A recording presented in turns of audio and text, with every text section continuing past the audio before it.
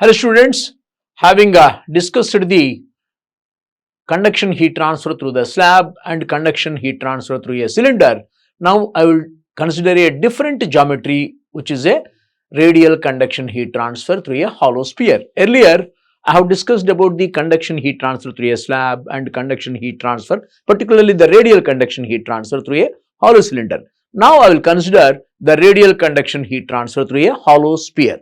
Mind that very important thing I would like to tell here that only in case of conduction heat transfer through the slab, the area of conduction heat transfer remains constant in the direction of heat flow. In the direction of the heat flow, the area of conduction heat transfer remains constant only in case of the slab geometry.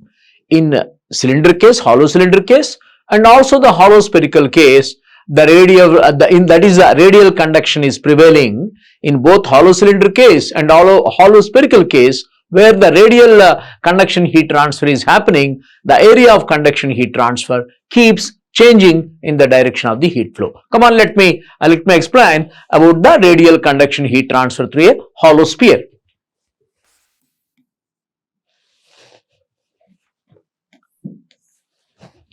This is the hollow sphere. I have considered a hollow spherical container wherein the radius, inside radius of the hollow sphere is R1, outside radius is R2. Okay, this is the center of the sphere. This is the hollow sphere. Material, this hatched one is the material having a thermal conductivity of K. The thermal conductivity of the material of the hollow sphere is K. It is a hollow spherical container having the radius, inside radius R1, outside radius R2. K is the thermal conductivity, which is a thermophysical property of the material. The inside surface of that hollow sphere, the inner surface of that hollow sphere is maintained at a temperature of T1. The outside temperature of the hollow sphere is maintained at a temperature of T2 degrees Celsius. Okay, T1 is greater than T2. So this is the situation. This is the situation wherein the radial conduction heat transfer happening from the inner spherical surface at a temperature of T1 to the outer spherical surface at a temperature of T2, because T1 is greater than T2. There are temperature gradients existing along the radial direction. T is a function of R. T is a function of R. So this is the direction of the heat transfer.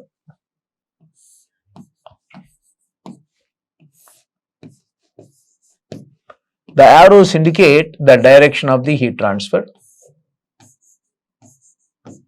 radial conduction heat transfer.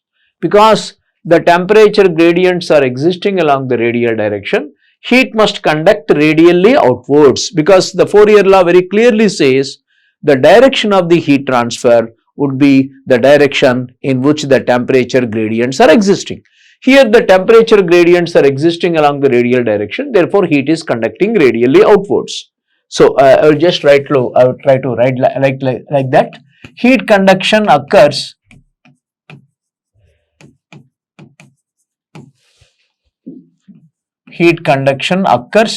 radially outwards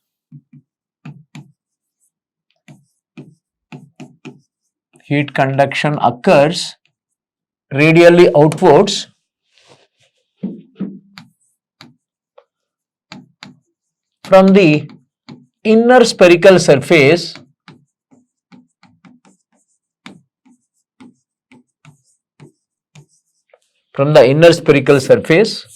at T1 degrees Celsius to outer spherical surface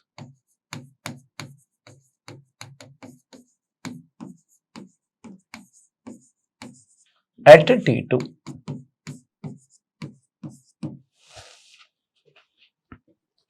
Heat conduction occurs radially outwards from the inner spherical surface at T1 to outer spherical surface at T2, as shown in the figure. Okay.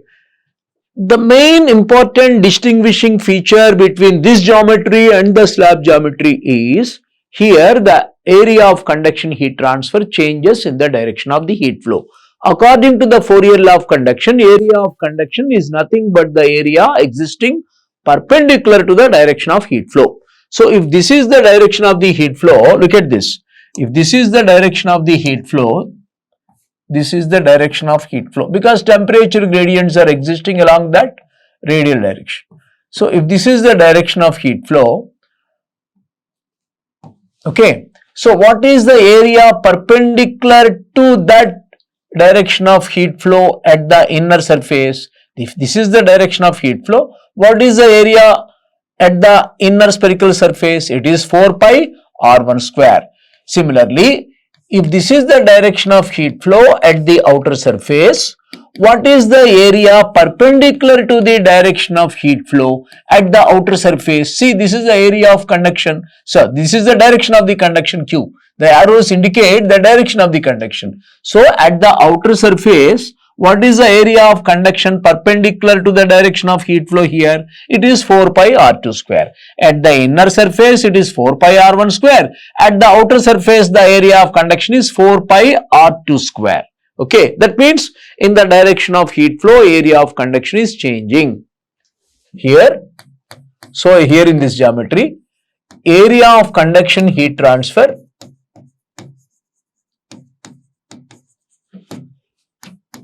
changes in the direction of heat flow.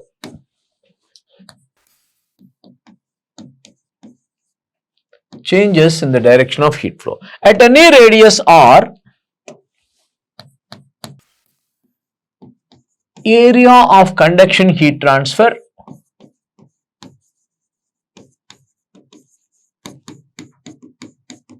A is equal to 4 pi r square at any radius r, arbitrarily selected from the center at any radius r, arbitrarily selected, say for example like this. At any radius r, arbitrarily selected like this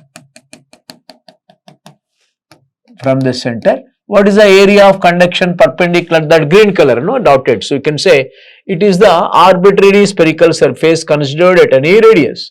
So, the heat is conducting radially in this direction. So, what is the area perpendicular to the direction of the heat flow? 4 pi r square. Now, I write the Fourier law of conduction. Writing the Fourier's law of conduction. Fourier's law of conduction is very specific about the area of conduction. It is the area of conduction that is existing perpendicular to the area of perpendicular to the direction of heat flow. In Fourier law, we specifically say that, clearly say that the area of conduction and the direction of conduction must be normal or perpendicular to each other. According to the Fourier law of conduction, the rate of radial conduction heat transfer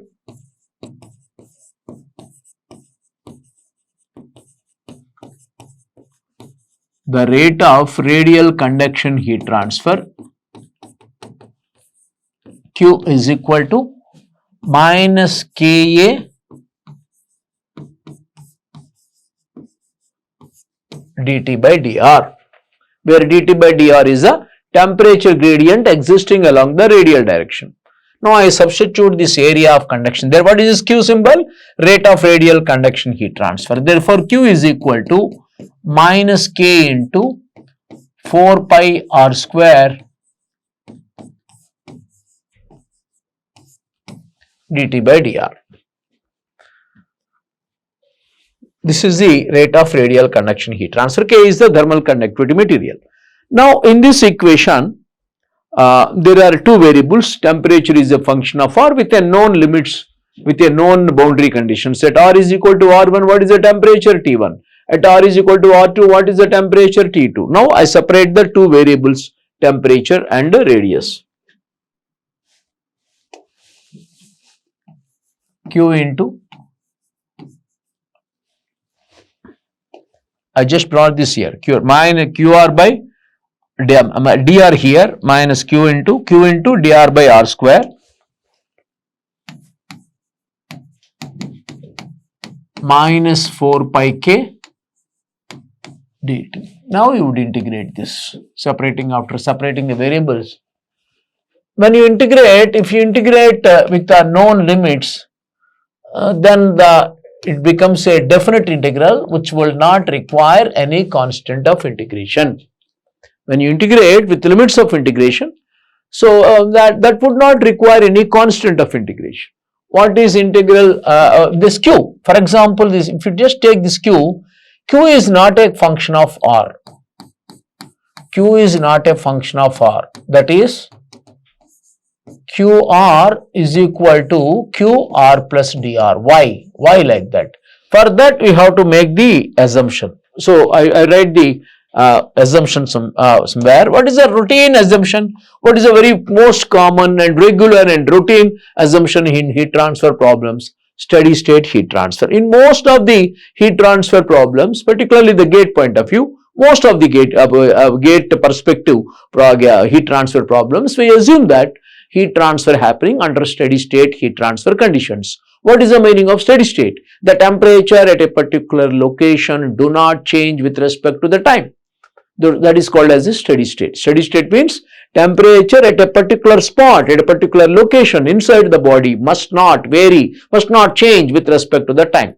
Okay, this is a very most common assumption we make in almost every problem of heat transfer pertaining to the gate syllabus. But don't think that. There is certain area, certain domain called things may become unsteady. I will consider that case later.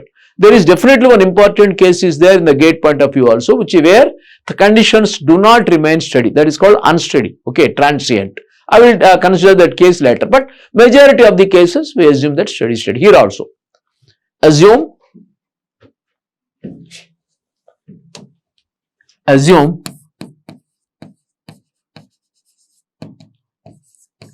steady state, one dimensional, that is radial, obviously, as shown in the figure. Assume steady state one dimensional, that is in the one dimension means radial direction. One dimensional conduction heat transfer with constant K.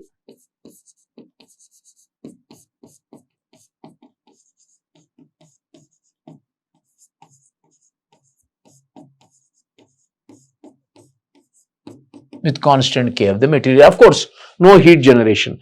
I already said earlier also, whenever you are proposing, whenever you are imagining steady state conduction, there must be a source, there must be a sink. You can assume, you can presume that there is some source of heat here. In this hollowness, in this hollow gap, maybe there is some fuel burning, or rather steam is condensing. Some kind of a heat source will be there actually here.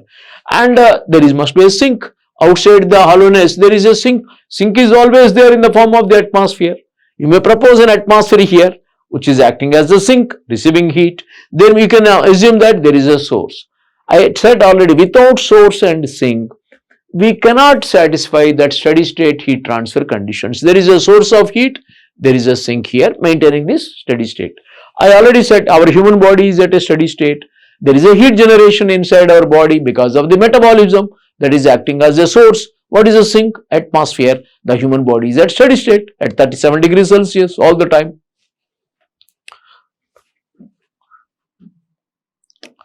So, to satisfy that steady state conditions, this QR should be equal to the QR plus DR. To satisfy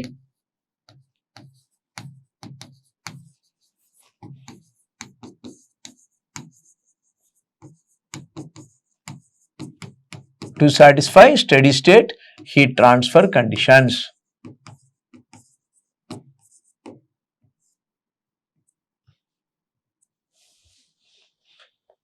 QR should be equal to the QR plus DR.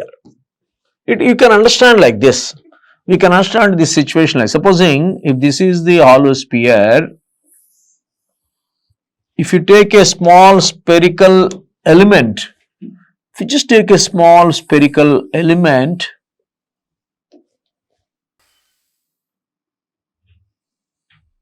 if you take a small spherical element like this,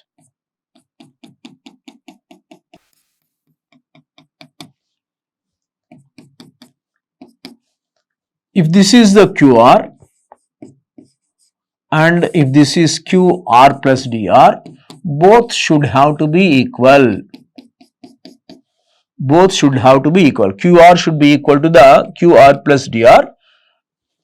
to satisfy the steady state. If 100 watts is 100 joules of heat is entering, if 100 watts is the rate of heat transfer here, that is 100 joules is entering in 1 second. In the same 1 second, 100 joules of heat must leave from the spherical element radially outwards. If this is 100, this also should be 100. This and this should have to be equal to maintain the steady conditions of that spherical element considered. The same logic applies at the here. Supposing if you take 100 watts is entering at any radius, if this is Q, this also should be the Q. This and this must be equal to maintain the steady state conditions of that hollow sphere. QR is QR plus dr. So that is decided. Q should not be a function of R. Therefore, it can be taken outside. Q into dr by r square will be minus 1 by r between the limits r1 to the r2. Remove that minus and interchange the limits. After integration, we get 4 pi k T1 minus T2. Therefore, rate of radial conduction heat transfer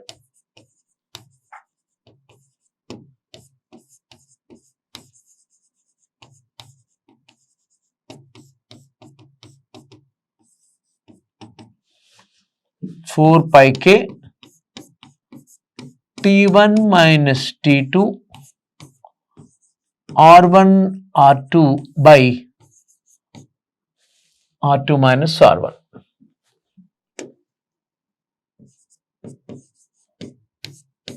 So many watts. This is the rate of radial heat transfer. It should be watts. Rate of radial conduction heat transfer through hollow sphere.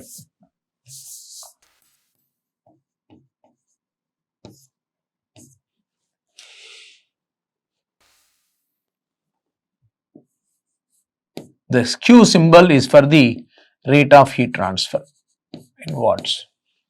So sometimes I write like this, sometimes I write like both mean the same. The rate of heat transfer. Q.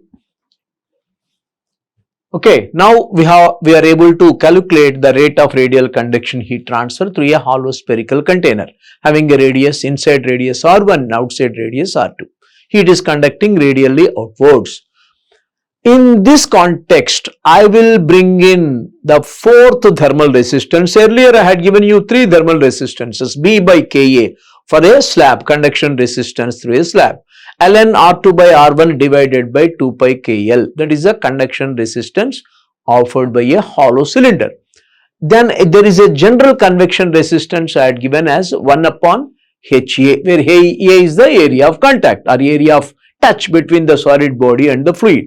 So, three resistances I had given earlier, B by Ka, Ln R2 by R1 divided by 2 pi KL and 1 upon HA. Now, the fourth thermal resistance I am introducing for this geometry, considering this as the thermal potential. See, look at this. This is the thermal potential delta T. This is the heat current. For defining thermal resistance, what is the definition of thermal resistance? Thermal potential divided by heat current. Thermal potential means temperature difference, which is the driving potential behind the heat transfer. So, this is the temperature difference. Look at this. This is the thermal potential. This is the current. Delta T by Q will give the thermal resistance. Therefore, the conduction thermal resistance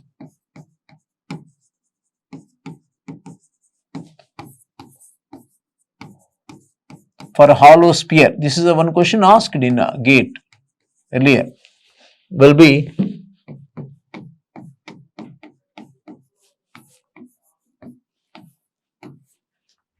its units Kelvin per watt. This is a general definition of thermal resistance delta T by Q. That will becomes from the according to the previous formula which I have derived, R2 minus R1 divided by 4 pi K R1 R2, so many Kelvin per watt.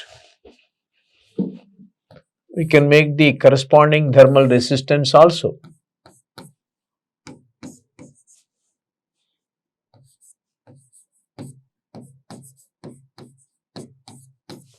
Conduction only, conduct because it contains K, it should be the conduction thermal resistance.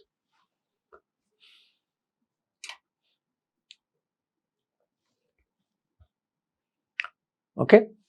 Now, if as you see from this formula, the thermal resistance formula, this is the thermal conduction resistance. More the thickness of the hollow sphere, if the difference between the outer radius and inside radius are higher, if the thickness of the hollow sphere is more, if the thickness is more and if the conductivity of the material of the sphere is lesser, obviously that time the thermal conduction resistance will be higher. Therefore, when the resistance is more, the rate of heat transfer through the hollow sphere will be lesser. Now, this particular concept of conduction thermal resistance of hollow sphere can be used for conducting for radial conduction heat transfer through a composite spherical container. What do you mean by composite spherical container? A spherical container having two different materials, more than one material, it can be called as a composite, right? So, you may think of a composite hollow sphere. Is like this, one hollow sphere is there, a metallic sphere. It may be surrounded, it may be packed by some all around that its surface, outer surface, it may be packed by some insulation having a different conductivity. So, that can be thought of as a composite hollow spherical container. There is a hollow sphere is there, outside we have packed the entire sphere with some insulation all around its outer surface. So, obviously that insulation may be having a different conductivity, maybe lesser conductivity than the inside material. So, that situation you can see here. Supposing the thermal circuit, if you want to construct the thermal circuit for a hollow composite sphere, composite means more than one, hollow composite sphere, if you just construct the thermal circuit,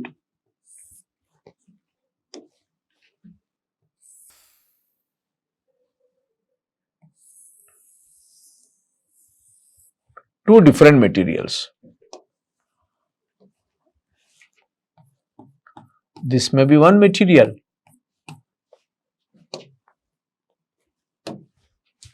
this may be a different material.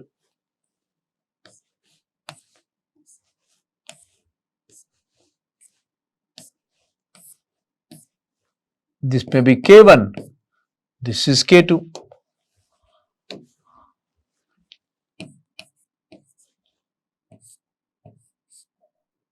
Okay, this is the direction of the heat flow.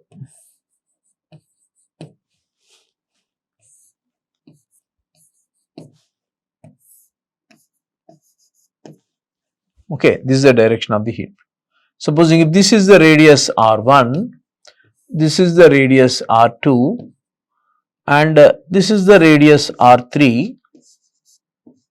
Okay, all the radii are measured from the center. This is the center of that hollow composite sphere, two different materials K1, K2. So, there may be some source of heat is there. So, we are having a temperature of T1, this is a temperature of T1, this is the junction at the temperature of T2, now this is the junction of at a temperature T3, T1 is greater than T2, greater than T3. We got three temperatures at three different radii, okay, at three different radii, because T1, T2, T3, R1, R2, R3.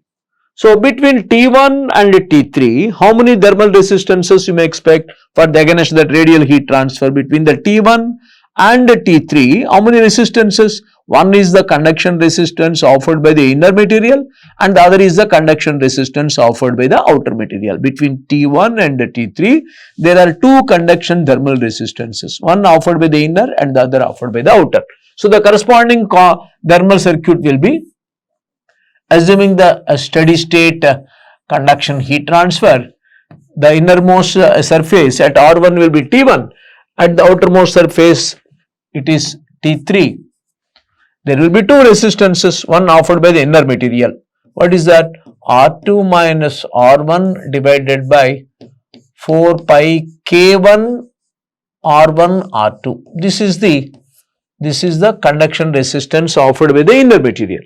Then what is the conduction resistance offered by the outer material? R3 minus R2 divided by 4 pi K2 R2 R3. This is the outer material, that flowing current is Q. This is T1, this is T2, this is T3. So the rate of radial heat transfer through composite sphere will be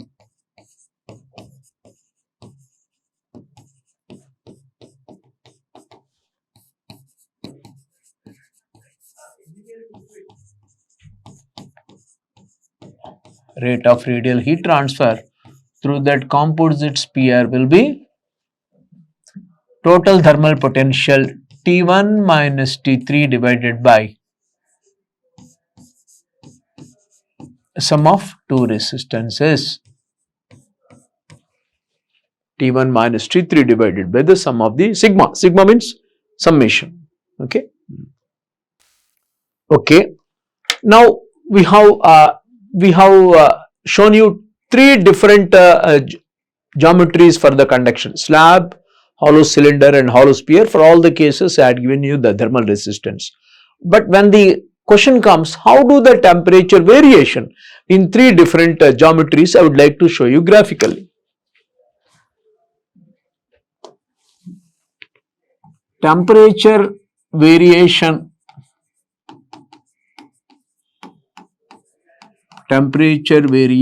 profiles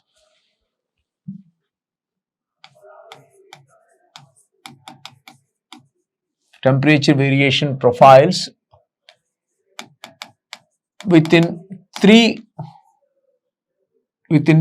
different solid geometries. Within three different solid body geometries.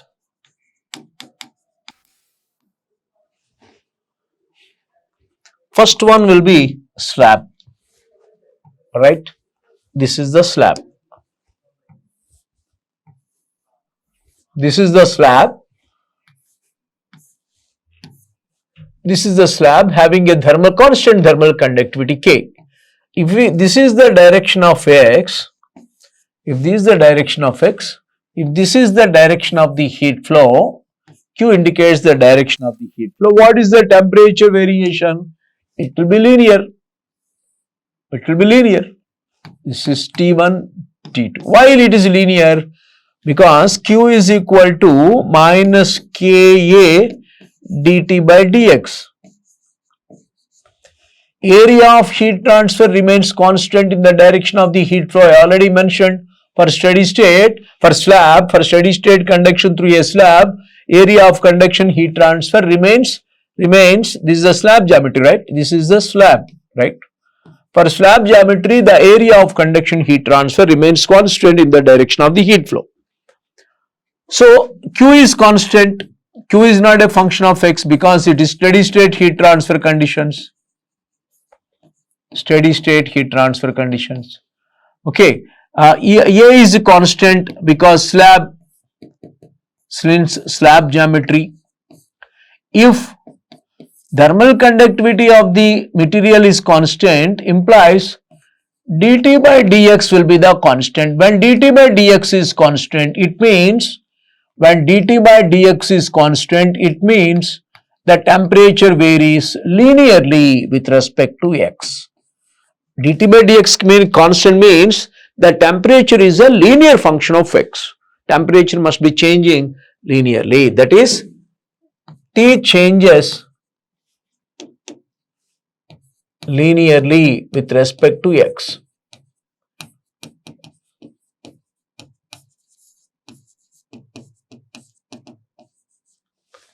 T changes linearly. No heat generation. In all these cases, no heat generation. Here, within the slab, no heat generation.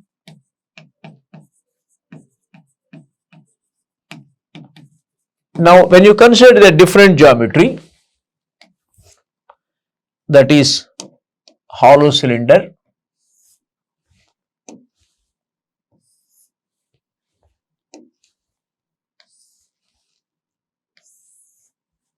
a hollow cylinder of radius, inner radius R1, outer radius R2. Okay.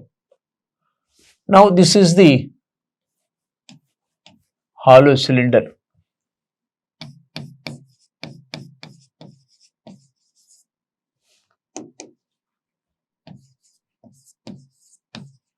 Heat transfer takes place radially outwards. This is the direction of the heat flow. Then the temperature changes logarithmically. The temperature changes logarithmically.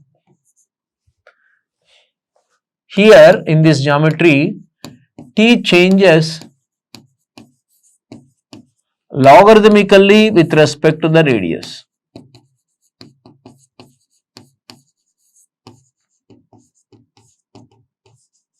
T is a logarithmic function of R.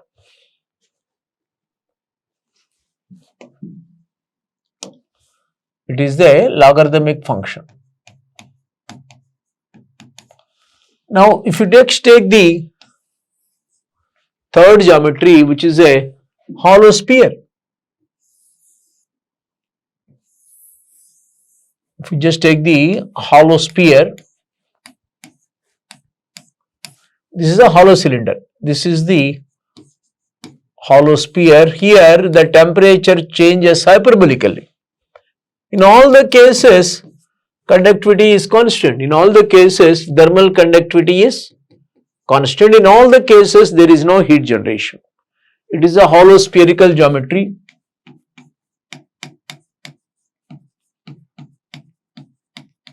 This is the direction of the heat flow.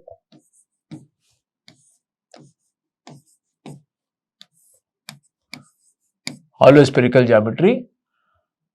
And inside temperature is at a temperature of T1. This is a temperature of T1.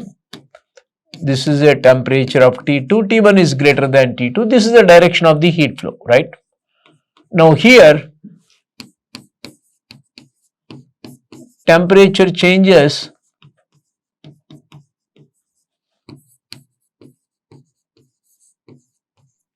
hyperbolically.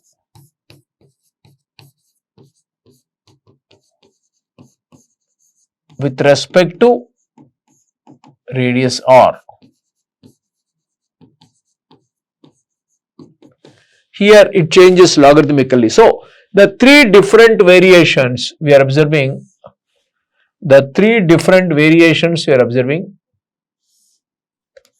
this is hyperbolic,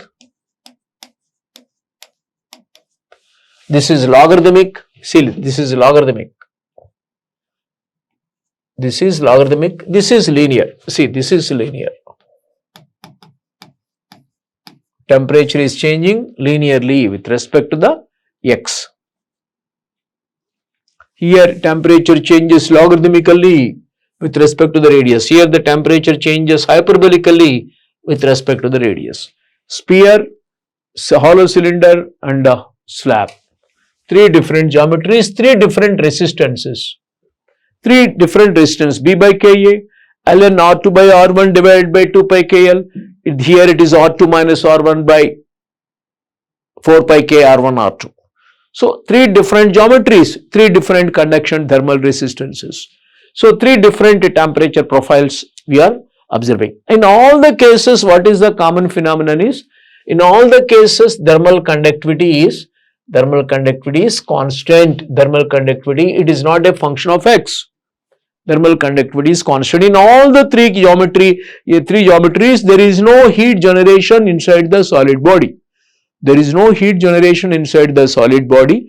In all the three geometries, thermal conductivity is supposed to be constant for the material. It is not a function of temperature. So, this is what we observe here.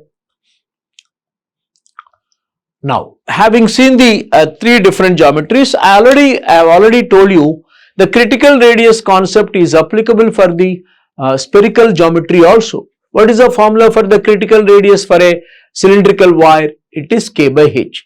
The same critical radius formula for a spherical geometry, it will be 2K by H. That point I had told you earlier also. The concept of critical radius is applicable for the spherical geometry also, but the formula is different. It is 2K by H. Whereas in case of the cylindrical wire or a cylindrical body, it is K by H. What is the concept of critical radius? If the radius of the body is considered lesser than the critical radius, if you add any insulation to that, it may result in increase of heat transfer rate instead of decreasing the heat transfer rate. So, adding the insulation, putting the insulation around the body is increasing heat transfer rate only if the radius of the body considered is lesser than the critical radius of insulation. Its formula for the cylindrical geometry is K by H. Its formula for the spherical geometry it will be 2K by H, where K is the thermal conductivity of insulation. Please keep that point in mind. Okay. Now, having seen all the three different geometries, now I would like to derive the most generalized heat conduction equation. Most generalized heat conduction equation. Well, when I say generalized, that particular equation can be written for any kind of case of the conduction problems. Whether heat generation is there, heat generation is not there. Whether it is one dimensional or two dimensional conduction or three dimensional conduction. Whether it is steady state or unsteady state, we can write. We can write unsteady state or unsteady state, one dimensional or two dimensional. Whether heat generation is there or heat generation is not there. So, for all the cases of the conduction heat transfer, that particular generalized conduction equation is applicable. Now, I am going to derive that generalized conduction equation like this. Now, I am going to derive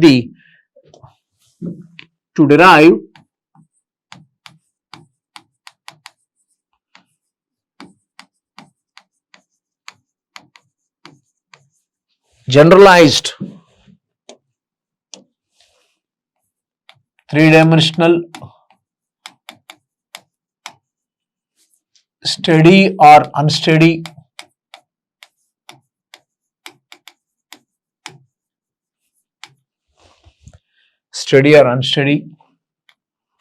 with or without heat generation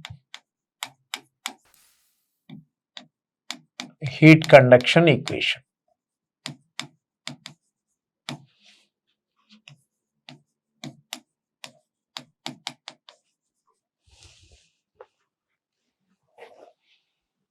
That is why it is called generalized heat conduction equation. Generalized means for any case of conduction, this particular equation would be valid. It is a mathematical differential equation. I would like to derive that.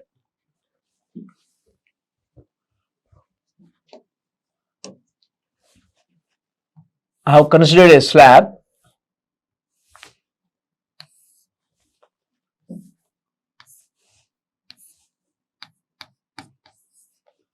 These are the three Cartesian coordinate system x, y, z.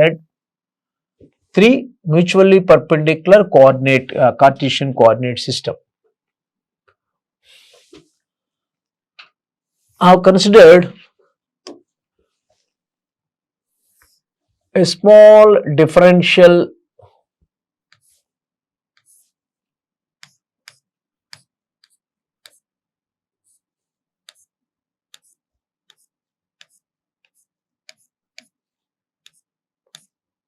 element of the slab of thickness dx. I have considered differentially small thickness of the element dx inside that slab. And here in this slab I am proposing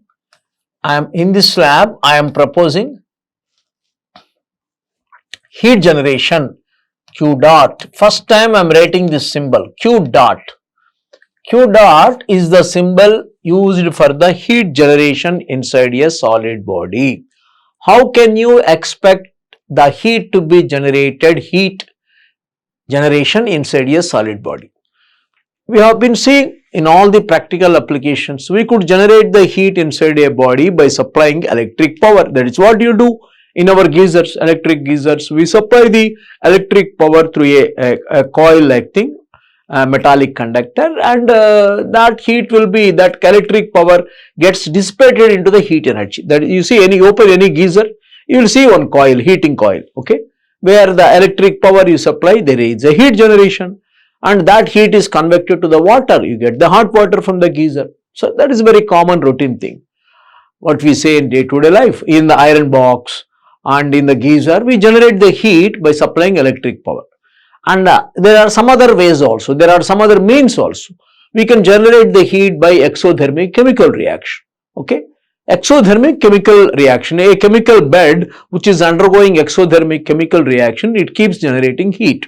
Number two. Number three, there may be a heat generation inside a rod due to the nuclear fission.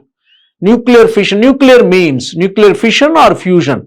Anyways, we can generate the heat. That is why they are called thermonuclear reactions. So, there may be heat generation by nuclear fission or nuclear fusion. There are two different, nuclear fission or nuclear fission. Both are thermonuclear reactions. Both will result in the generation of heat. So, I mean to say that heat can be generated inside a solid body either by electric means or by chemical methods or by nuclear thermonuclear reactions. So, that kind of a heat generation I am proposing inside the body everywhere, throughout the body. Don't think that heat is generated here. Heat is generated at every location, at every spot, at every point inside the body. Its symbol is given as Q dot. This is a standard symbol. We use it in the heat generation cases. Now, what I write, what is the meaning of that Q dot? Uniform heat generation.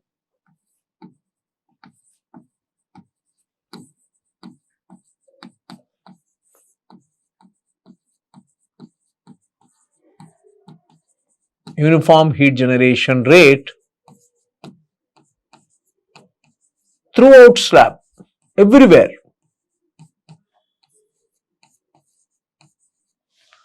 Watt per meter cube. I have proposed a generation of heat inside the slab throughout its body. Every point, every location. Here there is heat generation, every corner. There is heat generation here, there is heat generation, there is a heat generation everywhere inside the body. Now, I have considered a small differential element of the slab of thickness dx. Consider a differential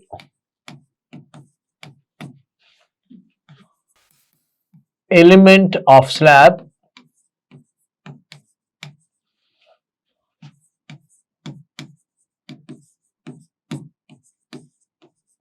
of thickness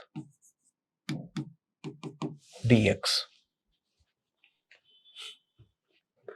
Now, if Qx is the heat conduction into the differential element, if Qx is the heat conducted into that element along the x direction, Qx plus dx is the heat conducted out. Qx is the heat conducted into the element along the x direction, and Qx plus dx is the heat conducted out of the element along the x direction from the element. If Qx is the heat conducted and Qx plus dx is the heat conducted out. Are they equal in this situation? If I ask, then definitely they may not be equal. Why they may not be equal? Because there is heat generation in this element also, in the element considered, because throughout the slab there is heat generation. Therefore, there is a heat generation in the element also. And also the things may be unsteady. Unsteady means what? What do you mean by unsteady? Temperature may become a function of time. I am permitting the temperature also to change with the time. That is called unsteady or transient. So, look at this word, steady or unsteady. So, I am allowing the temperature to change with the time at any particular location. So, because of all these reasons, Qx and Qx plus dx may not be equal. Okay, will not be equal. Okay. So, now I write that let Qx is equal to heat conducted into the element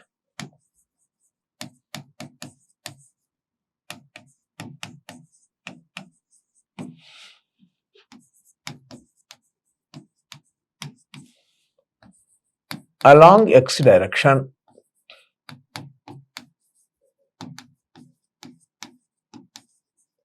which will be given by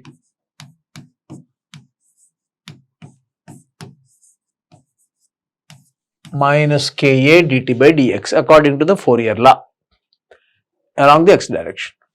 Similarly, Qx plus dx is equal to heat conducted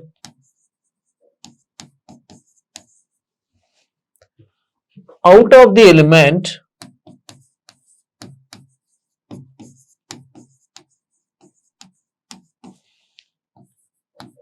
along x direction.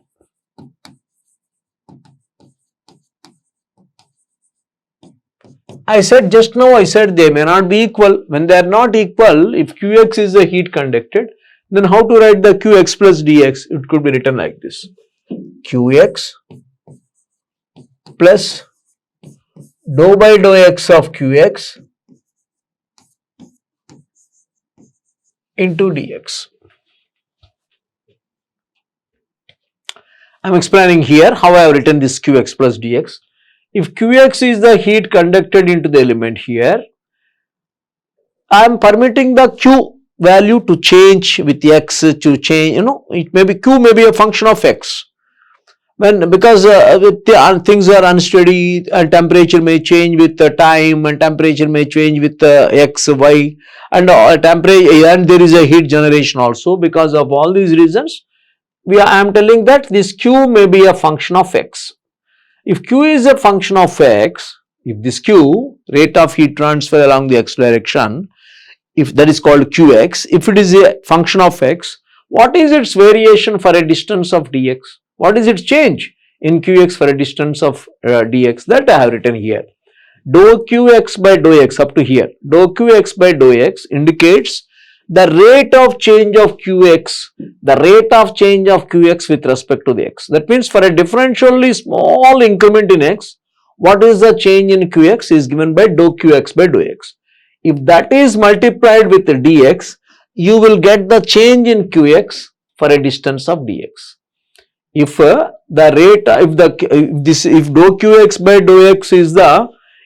Qx by dou x is the, change in Qx for a distance of dx, what is the dou Qx by dou x? It is the rate of change of Qx with respect to x. That means for a differentially small increment in x, what is the change in Qx? That is given by this.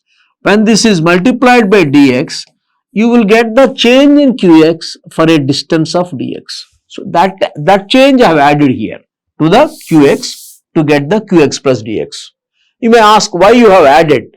Why did you not use subtract? Because we are proceeding in the positive x direction. Because we are proceeding in the positive x direction, we are obviously the change also I am presuming it to be positive. That is why dou Qx by dou x into dx I have added to the Qx to get the Qx plus dx. So this dou Qx by dou x is the change in Qx for a distance of dx. I have added that change here to get the Qx plus dx. Okay. Now we got Qx, we got the Qx plus dx. Okay. I explain once again. Dou Qx by dou x is the rate of change of Qx with respect to the x. If that rate of change of Qx with respect to x, if it is multiplied by dx, you will get the total change in Qx for a distance of dx. Add that change to the Qx to get the Qx plus dx. Now then comes the heat generated in the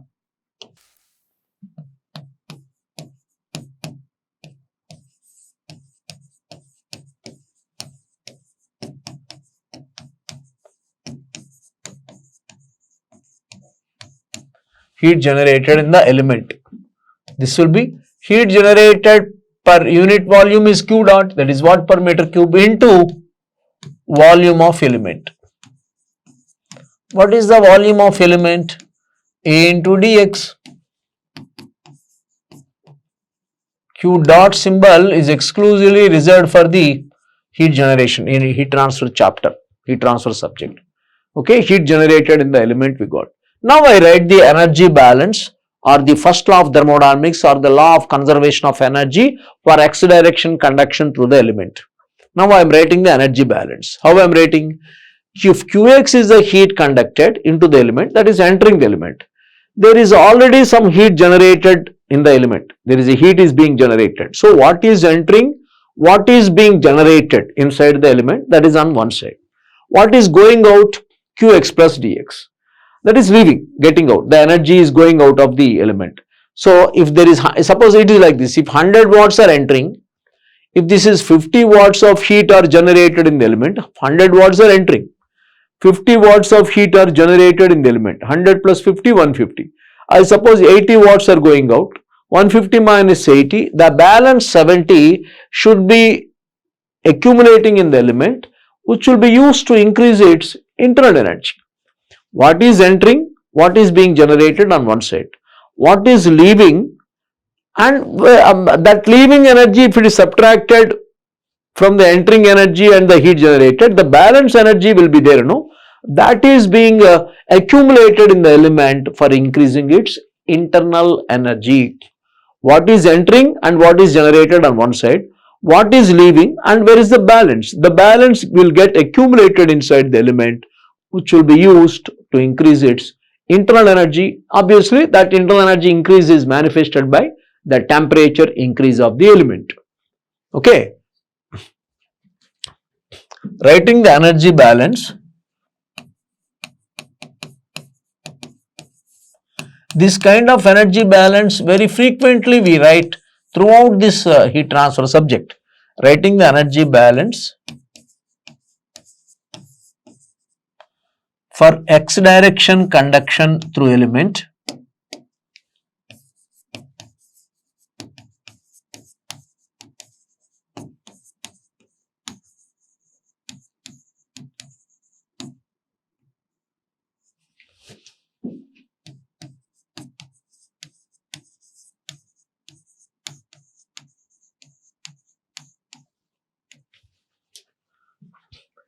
heat conducted into the element plus Q generated within the element should be equal to the Qx plus dx, what is going out, plus the balance will be accumulated in the element, which will be used to increase its internal energy. Rate of change of internal energy of element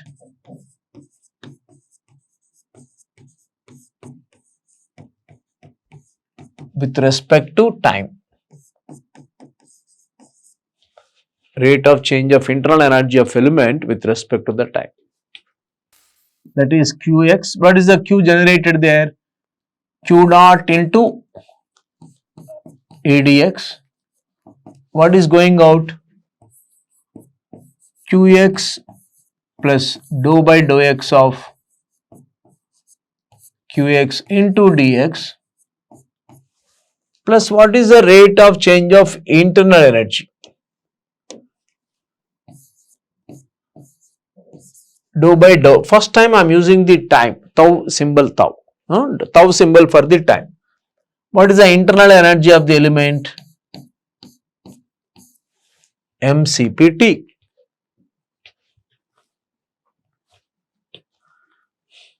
Where m is the mass of the element.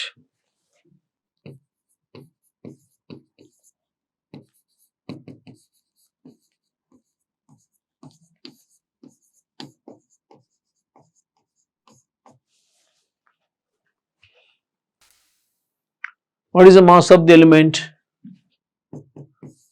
Density into volume.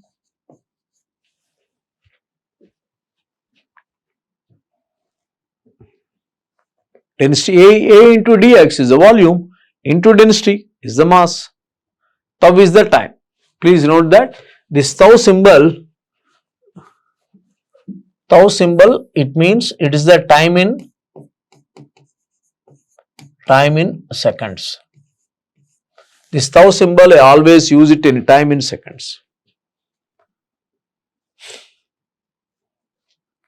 Okay, what is entering, what is generated on one side, what is going out, and the balance, whatever the balance of heat that is retaining inside inside that element, which will be used to increase its internal energy. That internal energy changes are manifested by the temperature changes. See, this is the internal energy of the element.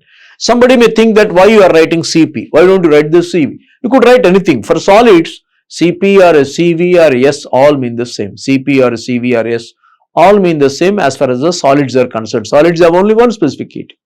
Okay, mCpt, where m is the mass of the element given by rho into dx. Now I could cancel these two. Okay, now I can rearrange the parameters there.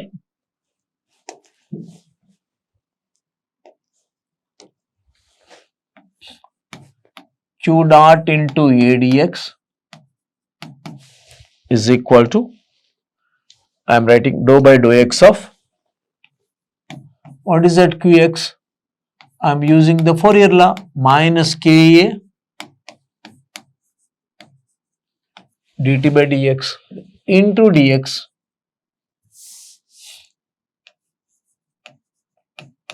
plus this one. This mass I would replace with density into volume. Tau symbol is for the time. Rho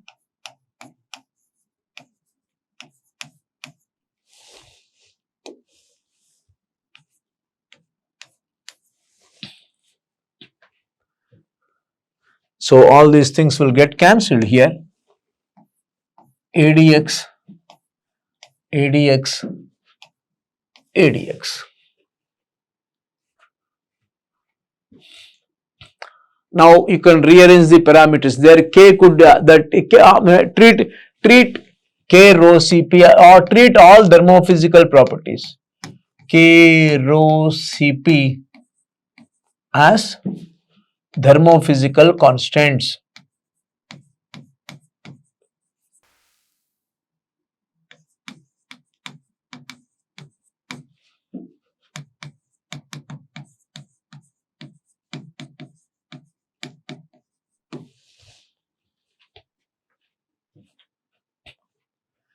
So I could take them out, you get the rearrange the parameters, we get K into dou square T by dou x square plus Q dot is equal to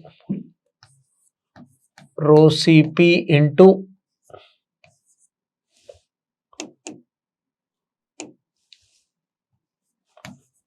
dou T by dou tau. Okay.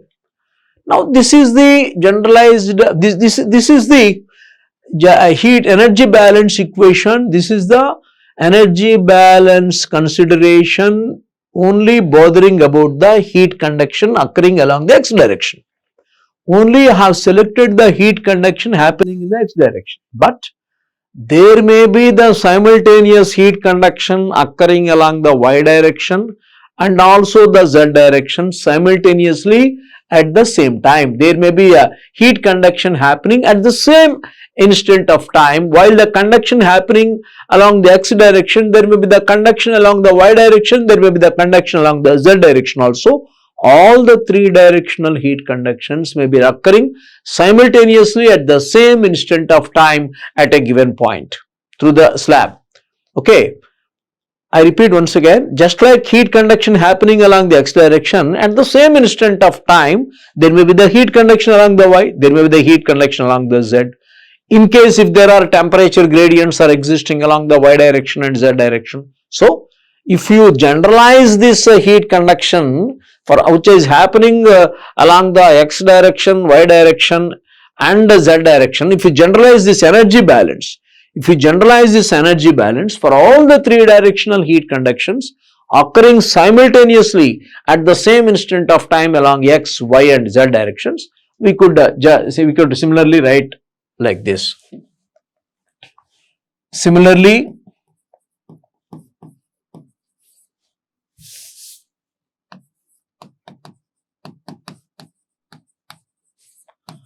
writing the energy balance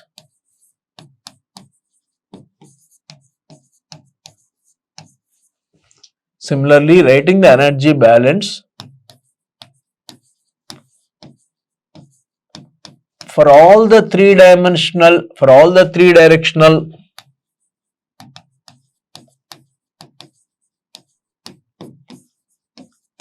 for all the three directional heat conductions,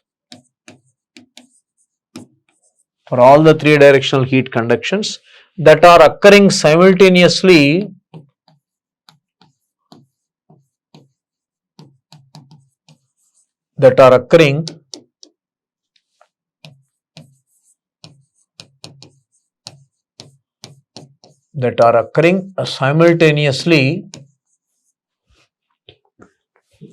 along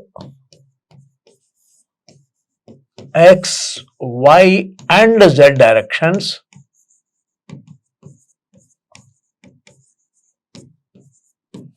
that are occurring simultaneously along x, y and z directions. There are all the three directional heat conductions happening at the same instant of time, mind that. Then we get, I am just generalizing this energy balance for all the three directional heat conductions occurring simultaneously. K into dou square T by dou x square plus K into dou square T by dou y square plus K into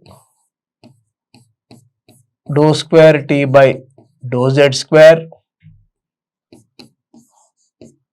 plus Q dot is equal to rho Cp into dou T by dou tau. Tau symbol is for the time already mentioned.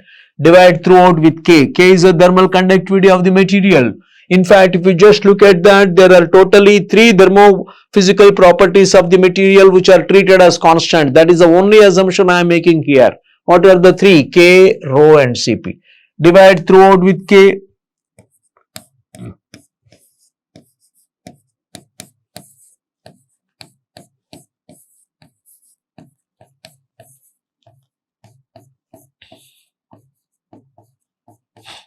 Plus Q dot by K is equal to rho Cp by K into dou T by dou tau.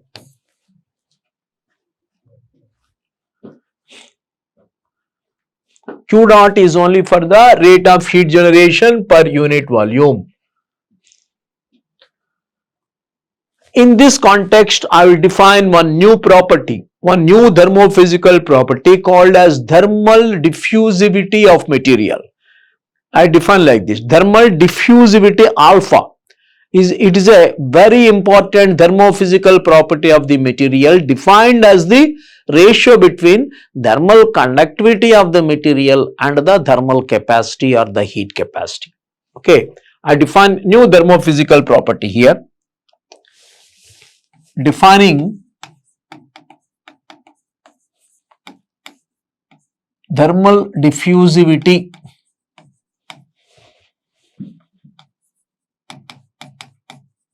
alpha,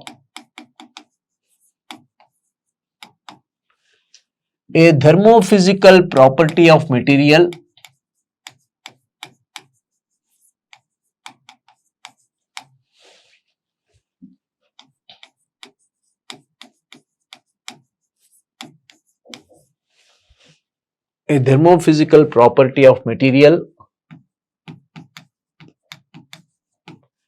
as the ratio between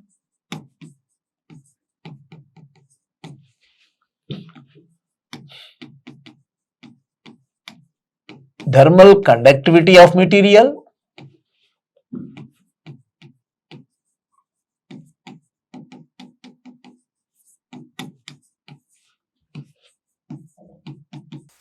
and its thermal capacity.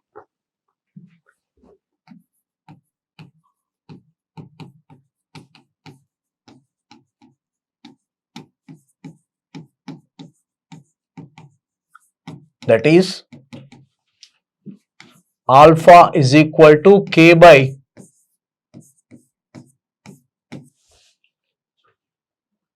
its units will be meter square per second. Keep the specific heat only in joule per kg Kelvin. K is the thermal conductivity, rho is the density, Cp is the joule per kg Kelvin.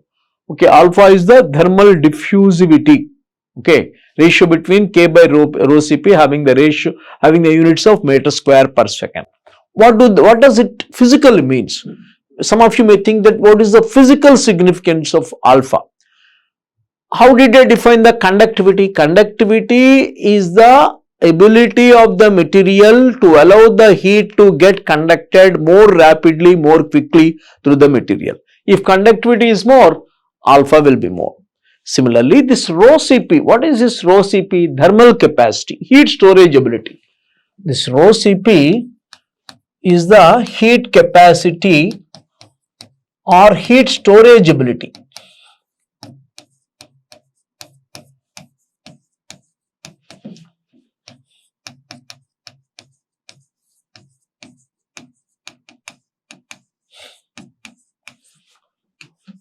If the material has got more heat storage ability, that means rho Cp will be more, alpha will be lesser. What is the meaning of diffusion? In this particular heat transfer chapter, in this particular heat transfer subject, we talk about the diffusion of three different physical quantities. One is heat energy, second thing is momentum, third thing is the mass.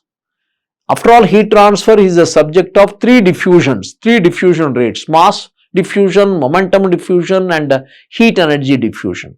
So, this alpha tells about the thermal diffusivity, how rapidly, how quickly heat energy can diffuse or pass through a medium, how quickly heat can diffuse or penetrate. Diffusion means penetrating, passing through. So, how rapidly heat could diffuse or penetrating through a material is given by that property called alpha. That will be more if the K is higher or heat storage is lesser.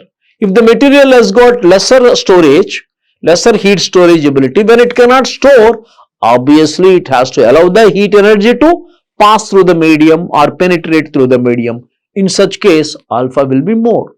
So, alpha will be greater if either K is more or rho Cp is lesser, because if alpha is more, through that medium or through that material, if alpha of the material is more, through that material heat energy can rapidly penetrate and pass through that medium, and quickly in a lesser amount of time it can cross over the medium, it can penetrate through the medium. Alpha is more if either K is more or if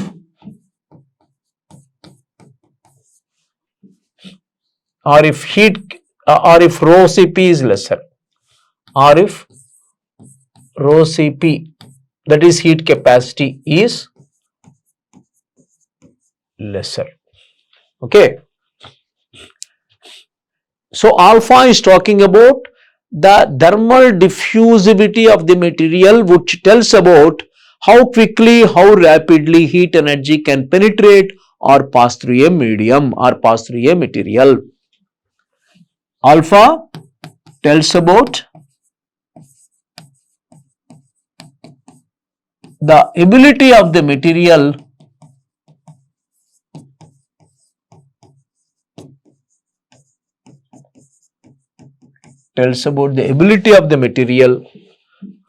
to allow the heat energy to get diffused or pass through the material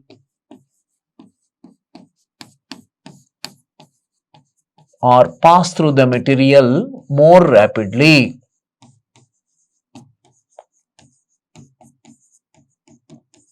Or pass through the material more rapidly or quickly.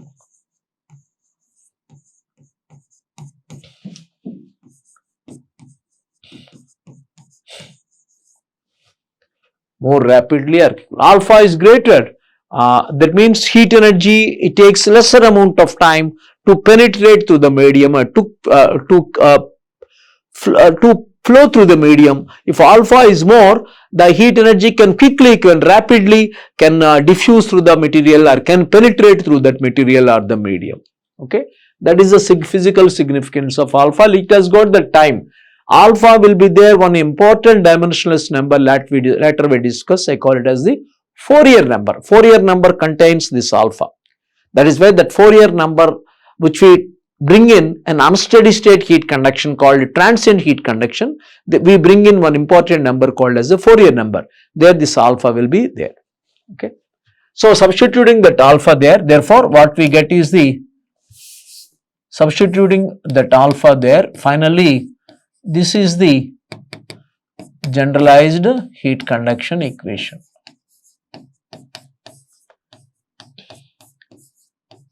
Here the T may be a function of X, Y and Z. This is the generalized heat conduction equation.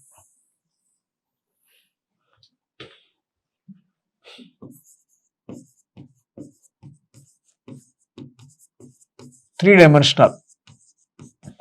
Supposing if it is a one-dimensional, obviously this second and third terms will vanish.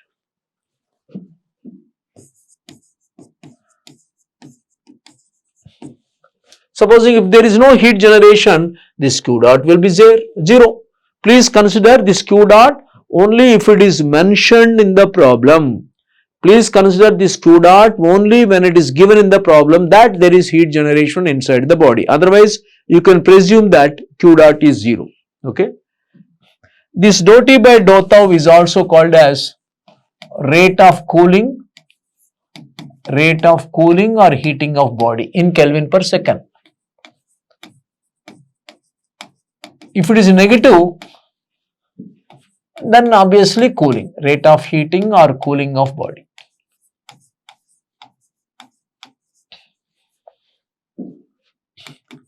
In Kelvin per second. And if there is a cooling, obviously this value will be negative. The dou T by dou tau will be negative because as time is increasing, temperature is decreasing.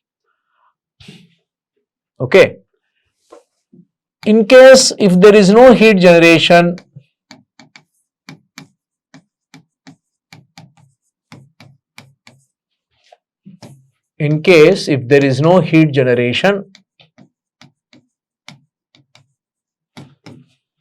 then Q dot is equal to 0.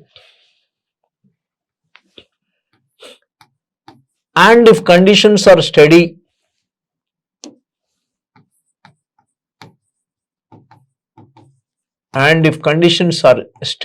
steady means temperature, that is temperature is not a function of time. Temperature is not a function of time. Then dou T by dou tau automatically becomes 0 because temperature is constant with respect to the time. In case if it is a steady state, then in such case, look at this. If this is 0 and this is 0 only, you will be left with these three terms. Then you get this format of the differential equation.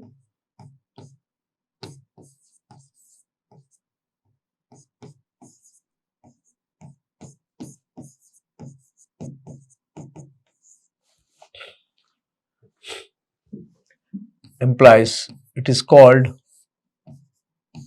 del square T is, this is only is called as a Laplace equation in temperature. This equation only is called as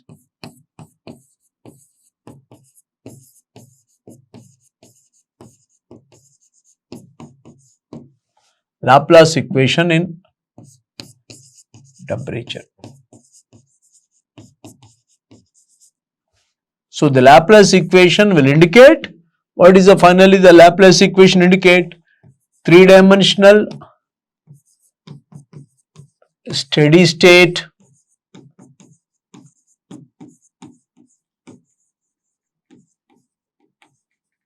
conduction equation without heat generation.